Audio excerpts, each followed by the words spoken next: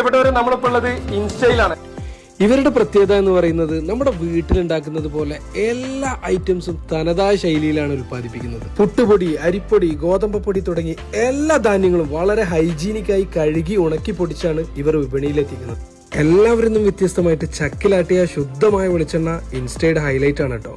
Fish, meet, sambar തുടങ്ങി പലതരം മസാലകൾ എടുത്തു പറയേണ്ടതാണ് കേട്ടോ.